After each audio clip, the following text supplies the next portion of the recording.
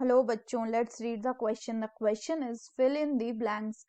Ribosome are associated with the synthesis of dash. तो आइए देखते हैं हम इसका की कंसेप्ट. तो अगर हम बात करें बच्चों इसके की कंसेप्ट की, तो इसका की कंसेप्ट हो जाएगा राइबोसोम्स. सो अगर हम राइबोसोम्स की बात करें तो ये जो राइबोसोम होते हैं ये कैसे होते हैं? जनरली इनको ग्रैनुलर स्ट्रक्चर कहा जाता है. ग्रैनुलर स्ट्रक्चर्स हम क्या कहते हैं? इसको कहते हैं. और generally they are composed of ribonucleic acid. ये किसके बने हुए होते हैं? ये बने हुए होते हैं कंपोज्ड ऑफ राइबोन्यूक्लिक एसिड, यानी कि आरएनए के बने हुए होते हैं एंड प्रोटीन्स के एंड कोई मेम्ब्रेन बाउंड ऑर्गेनल नहीं है. So they are not membrane bound cell organelles. Generally they are associated with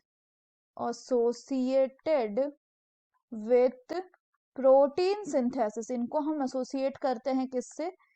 in protein synthesis. Further अगर हम बात करें तो in case of the prokaryote, तो अगर हम प्रोकैरियोटिक राइबोसोम की बात करें तो वो कितने का होता है? The prokaryotic ribosome is of 70s type. वहीं अगर हम यूकैरियोट्स में बात करें तो यूकैरियोट्स में ये जो राइबोसोम होता है ये आपका 80s टाइप है.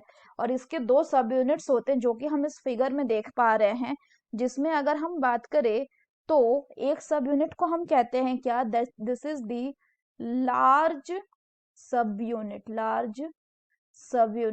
And this one is the small सब यूनिट. और ये डायग्राम हो गया किसका? राइबोसोम का. यहाँ पे दोनों सब यूनिट एक दूसरे के ऊपर बैठा हुआ है और इसके बीच में क्या आ जाता है बच्चों? इसके बीच में एमआरएनए आ जाता है इस तरह से जब प्रोटीन सिंथेसिस का टाइम आता है. तो अगर हम क्वेश्चन की बात करें तो क्वेश्चन में बोल रहे हैं कि ribosome are associated with the synthesis of protein. So that's all for the question बच्चों. Hope you understood it well. Best of luck.